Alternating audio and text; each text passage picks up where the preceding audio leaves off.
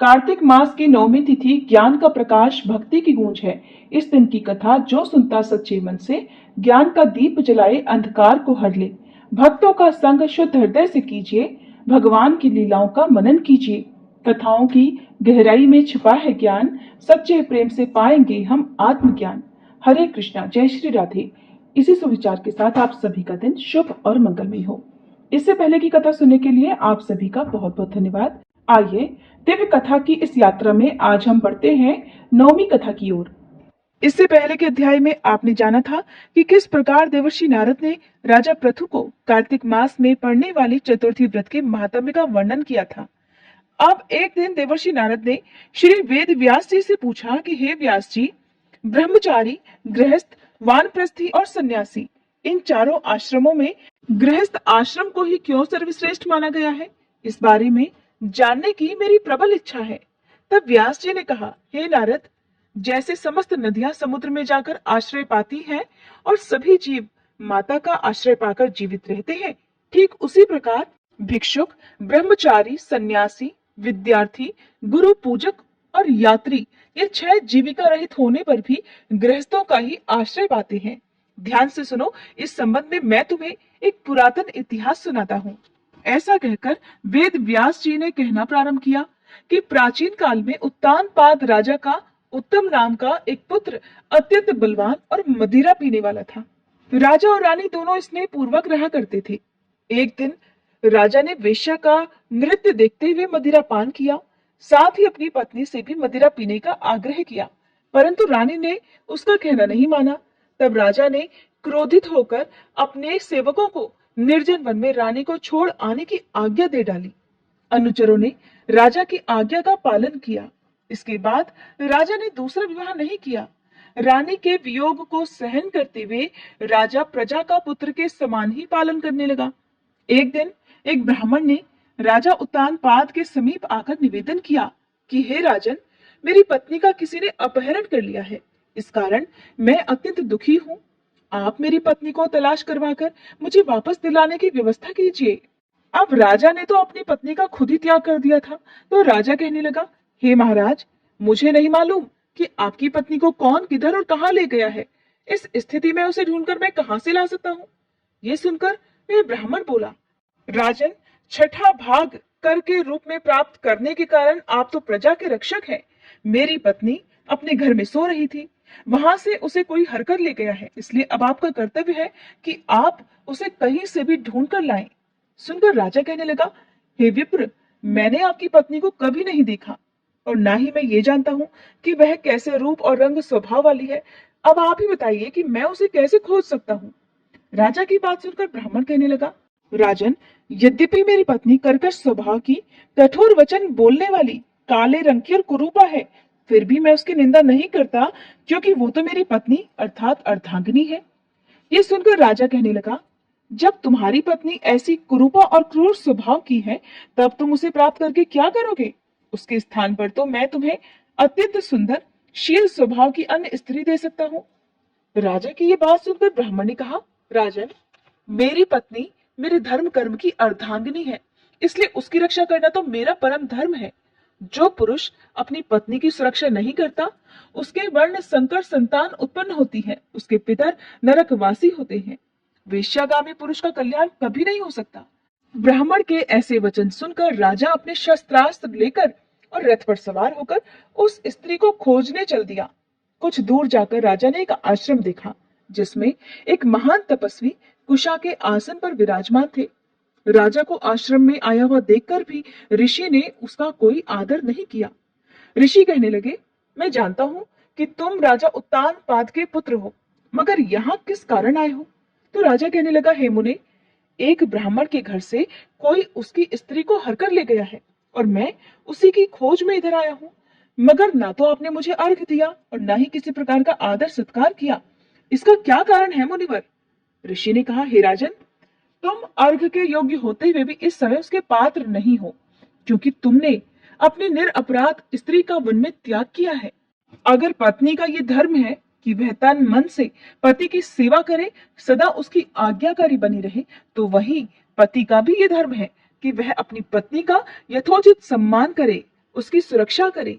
जिस घर में स्त्रियों का मान होता है वहां पर साक्षात देवी देवताओं का वास होता है, और इसके विपरीत जिस घर में स्त्रियों का निरादर होता है वहां सुख शांति कभी रह ही नहीं सकती।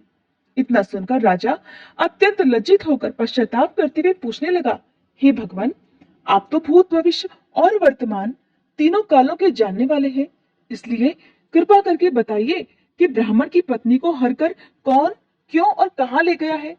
तब ऋषि ने ध्यान धरकर कहा, राजन, अदिति का पुत्र वलाक नामक राक्षस उस ब्रह्माणी को हरकर उत्पलावर्त वन में ले गया है। तुम उसे ढूंढकर ब्राह्मण का संयोग कराओ। ये सुनकर राजा मुनि को प्रणाम करके अपने रथ पर सवार होकर उत्पलावर्त वन में जा पहुंचा।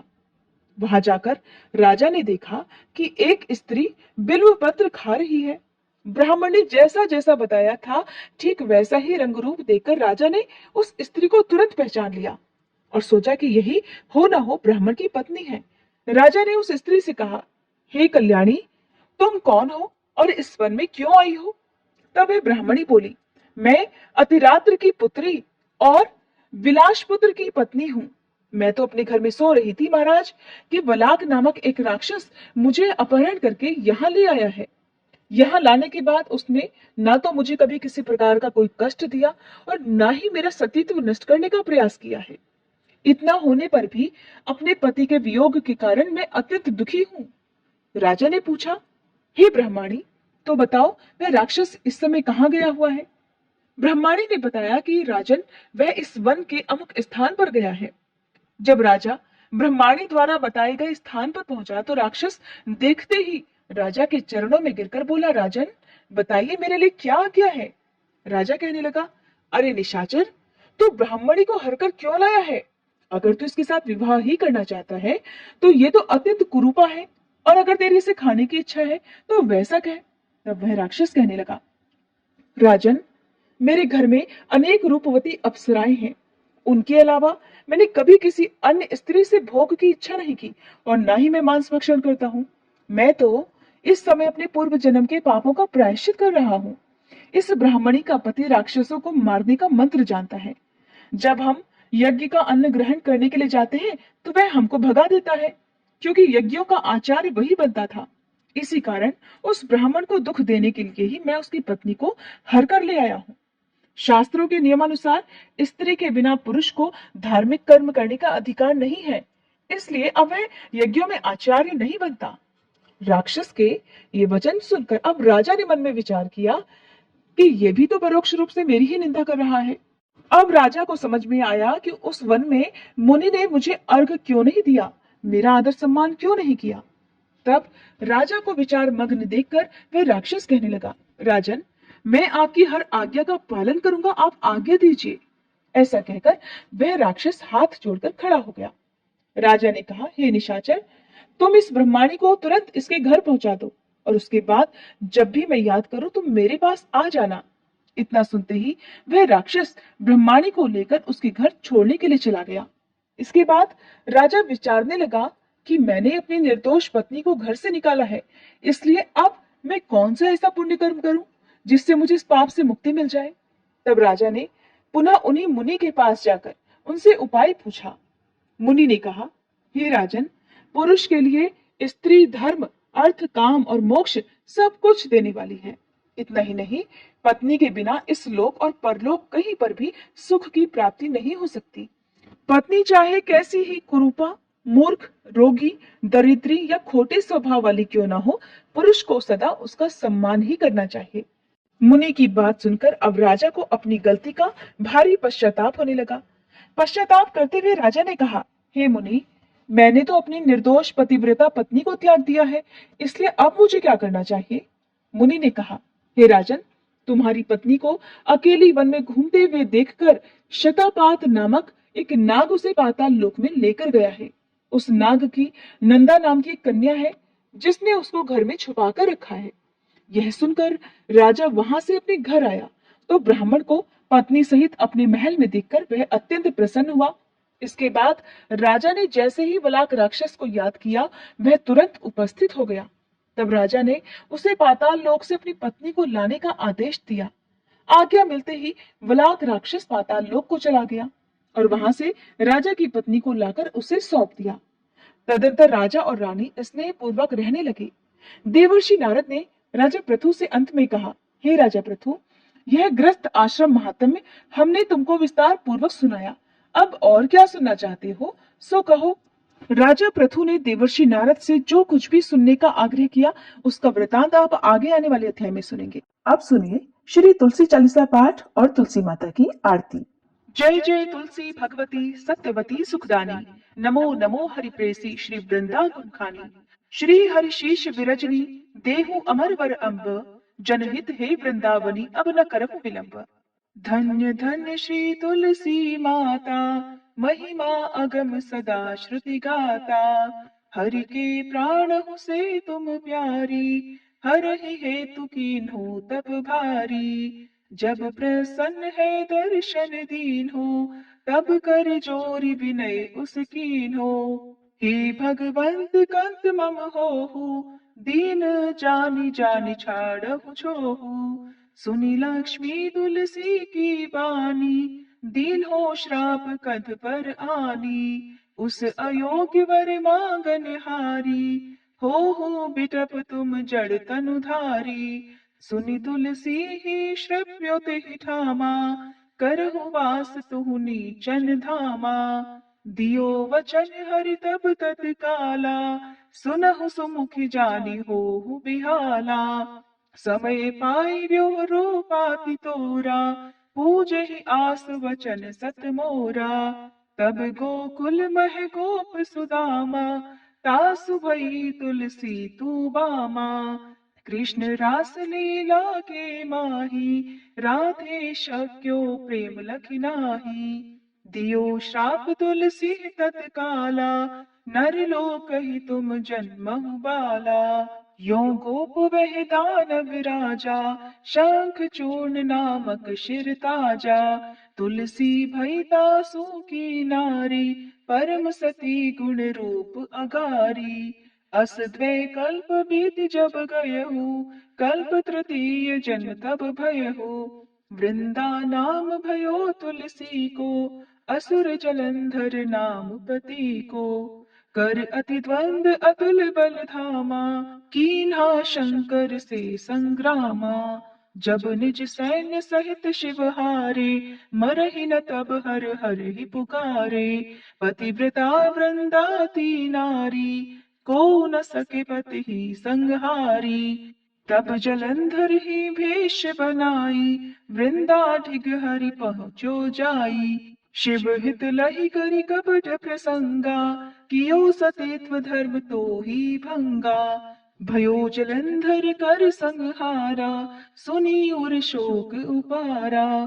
तिहि क्षण दियो कपट हरि टारी, लखि वृंदा दुख गिरा उचारी। जलंधर जस हत्यो भीता, सोई रावण तस हरहि सीता। अस प्रस्तर सम हृदय तुम्हारा, धर्म खंडी मम पति संहारा।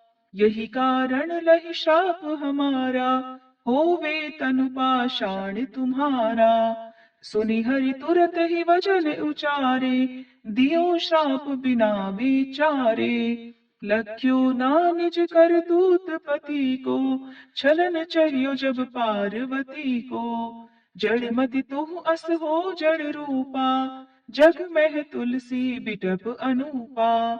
धग्व रूप हम शाली ग्रामा, नदी गंडकी बीच ललामा। जो तुलसी दल हम ही चढ़ई है, सब सुख भोग परम पद पई है।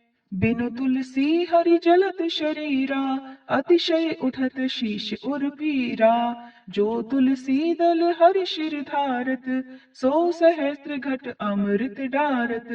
तुलसी हरि मन रंजनिहारी, रोग दोष दुख भंजनिहारी। प्रेम सहित हरि भजन निरंतर, तुलसी राधा में नाही अंतर। व्यंजन हो छप्पन प्रकारा, बिन तुलसी दल ना हरहि प्यारा। सकल तीर्थ तुलसी तर छाही, लहत मुक्ति जन संशय नाही। कवि सुंदर एक हरि गुण गावत, तुलसहि निकट सहस गुण पावत। बसत निकट दुर्वासा धामा, जो प्रयास ते पूर्व ललामा। पाठ करहि जो नित नर नारी, हो ही सुख भाषहि त्रिपुरारी। तुलसी चालीसा पढ़ी तुलसी तरु गृहधारी, दीप दान करि पुत्र फल पावहि बंध्यो नारी। सकल दुख दरिद्र हरिहार वै परम प्रसन्न, आशय धन जन लड़ही कर बसहि पूर्णा अत्र। लाही अभिमत फल जगत मह लाही पूर्ण सब काम, जेहि दल अर्पहि तुलसी तह सहस बसहि हरि राम। तुलसी महिमा नाम लख, तुलसी सूत सुख राम। मानस चालीस रचो जग मह तुलसीदास। प्रेम से बोलिए तुलसी महारानी की जय। तुलसी महारानी नमो नमो, हर की पटरानी नमो नमो। तुलसी महारानी नमो नमो, धन्य तुलसी पूरण तप कीनो। शालिग्राम बनी पटरानी नमो नमो। तुलसी महारानी नमो नमो, हर की पटरानी नमो नमो। जाके पत्र मंजरी कोमल, श्रीपति कमल चरण लपटानी नमो नमो। तुलसी महारानी नमो नमो, हरि की पटरानी नमो नमो। कौन महीने बोई रानी तुलसा, कौन महीने हुई हरियाली नमो नमो। तुलसी महारानी नमो नमो, हर की पटरानी नमो नमो। कौन महीने हुई तेरी पूजा, कौन महीने हुई पटरानी नमो नमो। तुलसी महारानी नमो नमो। आषाढ़ मास में बोई रानी तुलसा, सावन महीने हुई हरियाली नमो नमो। तुलसी महारानी नमो नमो, हरि की पटरानी नमो नमो। कार्तिक मास में हुई तेरी पूजा, मंगसिर मास हुई पटरानी नमो नमो। तुलसी महारानी नमो नमो, हर की पटरानी नमो नमो। धूप दीप नैवेद्य आरती, पुष्पन की वर्षा बरसानी नमो नमो। तुलसी महारानी नमो नमो, हर की पटरानी नमो नमो। छप्पन भोग छत्तीसो व्यंजन, बिन तुलसी हरि एक न मानी नमो नमो। तुलसी महारानी नमो नमो, हरि की पटरानी नमो नमो। जो तुलसी को सवेरे गाए, श्री कृष्ण के दर्शन पाए नमो नमो। तुलसी महारानी नमो नमो, हर की पटरानी नमो नमो।